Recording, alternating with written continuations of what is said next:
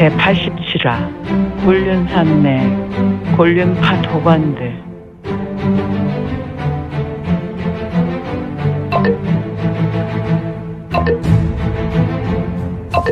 구독과 좋아요, 알림 설정 부탁드립니다. 제87화 곤륜산맥 곤륜파 도관들. 대현도관은 곤륜파 700년 전통으로 손꼽히는 도관이었으니 곤륜파가 시작할 즈음에 거의 시작을 같이 한 몇 안 되는 도관이었다. 곤륜파에 내려오는 전승에 의하면 곤륜도사에게는 18명의 제자가 있었으며 이 18명은 추후 각자 도관을 열었고 이것이 곤륜파의 근간이 되었던 18도관이었다. 그중 혈마 1, 2차 발호를 지내며 곤륜파는 다른 어떤 구파일방보다 더 극심한 타격을 당했으니 1차 혈마 소광자의 발호는 마교뿐 아니라 정파에도 거다란 타격을 입혔다. 이유는 혈마 1차 발호 소광자에 협조하는 정파 무림의 조직이 있었고 이들은 추후 천마 유지역과 정파 무림맹의 맹주 금강철룡 연무천 모두에게 핍박받아 구파일방은 한동안 사달이 있었으며 각 자파는 혈마와 합종연횡하였던 인물들을 팽식혔다. 또한 혈마 2차 발호도 구파일방에 막강한 타격이 있었으니 그중 곤륜파는 마교가 10만 대산에서 세를 잃고 신강에 자리할 즈음이었다. 이 여파로 곤륜파는 마교와 제일 가까운 위치의 정파인지라 자이든 타이든 가장 큰 피해를 봤으며 결국 이 사건으로 혈마 1차 발호 때와 마찬가지로 6개의 도관이 문을 닫았다.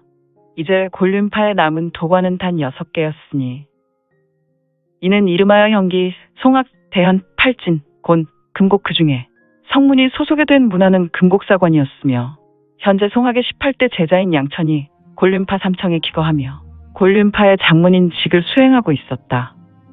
이 부분 송악이 장문인이 되었을 당시의 송악, 금곡, 팔진, 형기가 동의하여 송악의 관주가 장문인 반열로 직행하는 대제자의 신분이 되었으며 이후 장문인이 되었다. 지금은 송악의 양천이 장문인 시절이었으나 팔진과 형기가 공과 함께 대현의 양현 도인이 장문인이 되어 곤륜파를 이끌어주기를 바라는 모양새였다.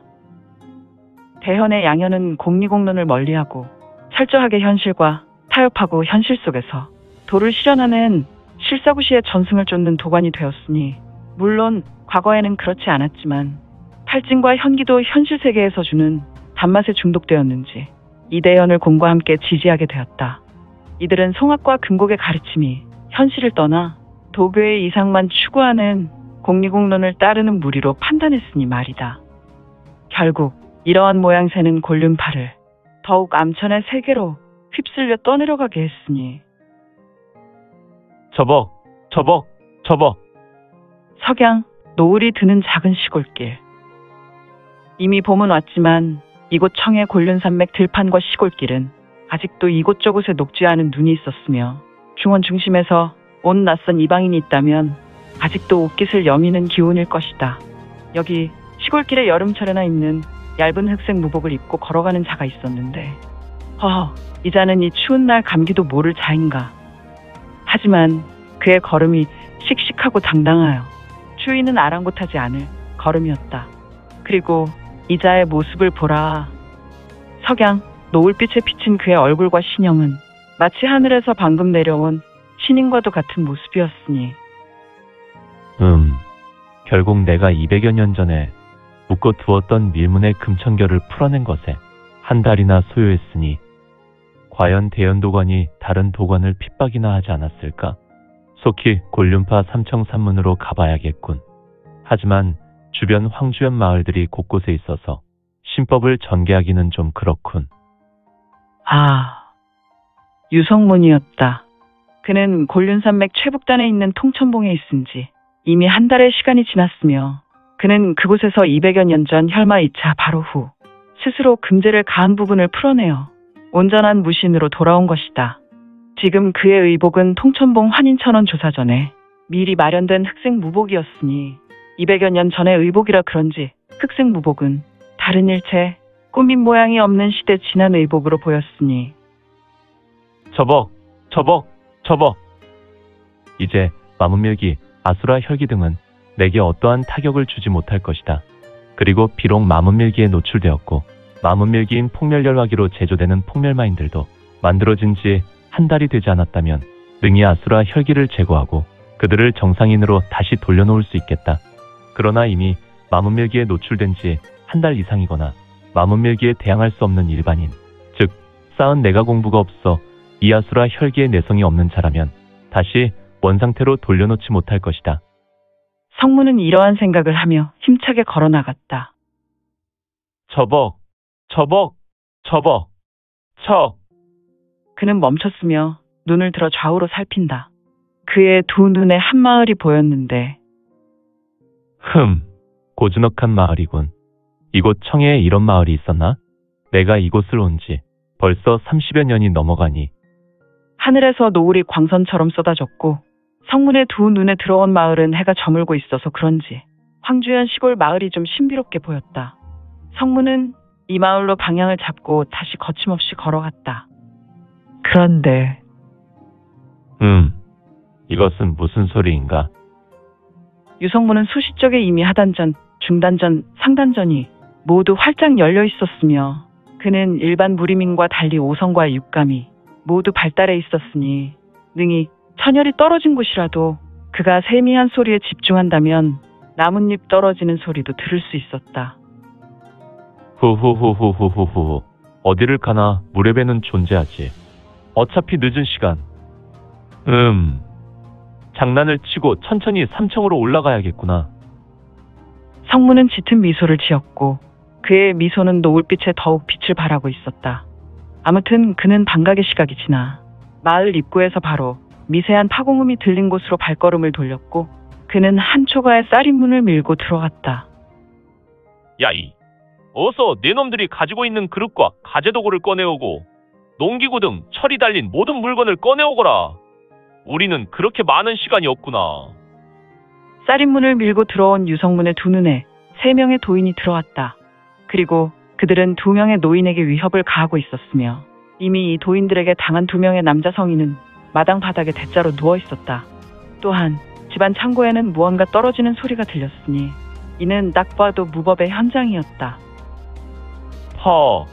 아이고. 빨리 가지고 나오지 않으면 이렇게 되는 것이다. 한 도인의 발길질에 남자 노인은 머리를 후려맞고 신음을 내며 바닥으로 쓰러져 버렸다. 영감!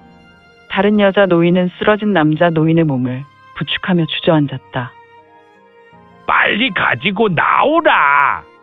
그러니까 우리가 부탁했을 때 순순히 가지고 나왔다면 이 어른들이 이러한 수고는 하지 않았을 것인데 괜한 수고를 하게 하는구나. 흐흐흐흐. 3명의 젊은 도인들은 매우 음흉하게 웃었다. 이봐, 여기 있는 녀석들을 처리하고 종전에 들렸던 곳으로 다시 가는 것은 어떤가? 그것도 이미 우리가 주문한 철기구를 내놓았을 것인데. 하하하하. 종손도인, 우리의 임무는 선행조로 다가호 철기구를 내놓으라 하면 후속주가 그 철기구를 가지고 가는 것인데 굳이 지나왔던 곳을 다시 돌아갈 이유가 있나? 정화 도인은 그것 바로 지나온 곳에 여식을 보지 않았어. 이곳 척박한 땅에 그만한 미를 가진 아이가 있었어? 종손 도인이라는 자의 말에 세 녀석의 두 눈에서 마문밀기가 물씬 풍겼다가 급속하게 사라진다. 이 마문밀기는 오직 유성문만 느낄 수 있는 순간이었다. 워낙 순간이었으니 말이다. 종손도인은 우리보다 눈썰미가 매우 뛰어나오. 열심히 노동하는 와중에도 어떻게 그런 것을 확인하였소? 글쎄요. 마음은 밀기를 연공하다 보니 궁극의 도를 깨우친 것 같소이다. 우리 대연도관에 이러한 광영이 있으리라. 누가 알았겠소이까? 다 관주님의 은덕이요.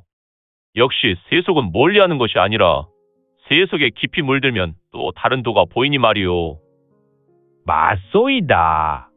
우리가 20여 년 전에 관주께서 불현듯 마문밀기를 문화들로 받아들이라 했을 때는 반신반의하였지만 우리 도관이 영보관에서 얻은 무서 하나가 우리의 인생을 이렇게 바뀌게 할지 누가 알았겠어. 종진 도인이 말한 부분 격하게 공감하오. 우리는 다른 도관의 녀석들보다 뛰어난 내가 공부를 쌓지 않았어. 이미 나는 절정 후입인 관정경이요. 물론 종진 도인과 종손 도인도 나와 같은 관정경이지만 말이요. 그렇지요. 종아 도인. 사실 지금 삼청지하 뇌옥에 갇힌 녀석들 중 송악의 우리 동기들 말이요. 녀석들은 아직 절정에 들지 못한 인물이 수두룩하오. 그들은 우리의 무력 앞에 치를 떨고 있었지만 우리를 부러워하는 녀석들도 태반이었어. 흐흐흐흐. 흐흐흐흐. 바야흐로 대연 밑에 곧 밑에 팔진과 현기가 있으니 이 얼마나 좋은 세상이요. 물론 송악은 완벽하게 제압했고 현재 금곡이. 그렇다. 이들은 바로 대연도관에서 내려온 곤륜파의 도인들이었다.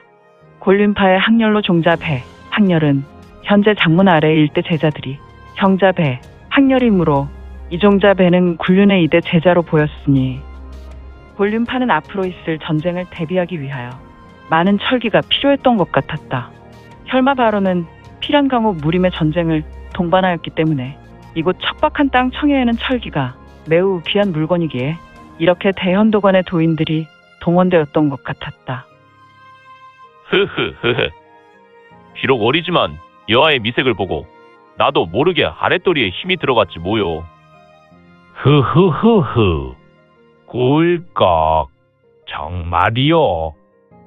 이렇게 3명의 도인이 농을 할 때 집안 창고 같은 곳에서 중년 여인이 철 기구를 가지고 나왔는데 여기 있습니다. 여인의 들린 손에는 각종 농기구가 있었으나 고작 이것이 다인 것이냐? 네, 저희는 농가지만 많은 농기구가 필요 없습니다. 그래서 이것이 전부입니다. 이곳은 아주 찢어지게 가난한 농가였군. 에이, 이것밖에 없으니 우리에게 괜한 수고를 하게 했구나. 그러니 거기까지다. 종진이라는 도인이 여인의 얼굴에 주먹을 날리려 하다가 낯선 자의 음성이 울렸으니 새 도인은 하던 행동을 멈추고 소리의 주인공에게 눈을 돌렸다. 어떤 후레 자식인가 봤더니 바로 스님과도 같은 백면서생이었군. 감히 도인께서 하사나요 공양을 얻고 있는 현장에서 내 놈이 지지하려고 하더냐. 저벅. 유성문은 뒷짐을 하고 천천히 걸어왔다. 대명천지에 그대들이 하는 일이 가당키나 하오? 응천부의 홍무제께서 이러한 현장을 보시면 그대들의 수급이 붙어 있기나 하겠소? 수급! 유성문의 말에 3명의 도인은 어이가 없었는지 종손 도인이라는 자는 혀를 찼다. 쯔. 여기서 또 하나의 생명이 이 땅과 이별하려는가? 생긴 것은 멀쩡하고 먹물개나 흘리고 다닌 녀석으로 보이는데 너는 학문을 닦으며 곤륜파의 도인들이 하늘의 신성과도 같은 무력이 있다는 소리를 듣지 못하였느냐? 감히 귀하신 분의 수급을 운운하고 지랄이냐? 그렇지. 아수라 혈기는 사람의 폭급한 성향을 더욱 부추기고 혈기를 참을 수 없어서 자연스럽게 밖으로 외연할 수밖에 없지. 성문이 홀로 이러한 생각을 할 때 하하, 종선도인. 시간은 곧 황금이요. 우리가 저런 녀석에게 말을 해봐야 우리의 시간만 아깝고 우리 입만 피곤하오. 딱하니 우리의 행동을 보았다면 똥인지 장인지 구분해야 하지 않겠소? 그러니 이것이 답이오. 비룡축잔. 벽해 전담. 텅. 역시 곤륜파의 자랑인 통벽권이었다. 종아 도인이라는 자는 말보다 행동이 앞서는 자였다. 그는 말과 함께 곤륜파의 최고 빠른 보법인 비룡축전을 전개함과 동시에 연이어 통벽권을 펼친 것이다. 하지만 퍽소리가 나야 할 자리에서 텅소리라니. 어라? 내가 새를 두드렸나? 그렇다면 이것도 처먹어라. 홍사급부. 팡! 종아 도인의 손에서 붉은 빛이 번쩍했으며 이에 그는 홍사장이라는 역시 곤륜파의 유명한 장법으로 유성을 강하게 후렸다. 이에 성문은 주르륵 밀리며 뒷걸음으로 대여섯 걸음을 하였으니 흐흐흐흐. 역시 난 또 통벽권이 통하지 않아. 속으로 놀랐는데 나의 독장에 가슴을 내어줬으니. 종아 도인은 당연히 성문이 독장에 맞고 피를 토하고 죽을 것으로 예견하여 뒤돌아섰는데 이를 보고 있었던 두 명의 도인, 즉 종손과 종진 도인의 두 눈은 찢어질 듯 매우 커졌으며 오늘 준비한 내용은 여기까지입니다. 그동안 민지원에 매거진 응원해주시고 구독해주신 분들께 너무 감사드립니다. 2023년 시작과 동시에 구독 1000명이 넘게 되어 기쁘고 이 점도 매우 감사드립니다. 현재 암청기로 2부가 연재되오니 참고해주시고 앞으로도 민지원의 매거진 구독으로 더욱 응원 부탁드립니다. 그러면 오늘도 세상에서 최고로 멋진 하루 되세요.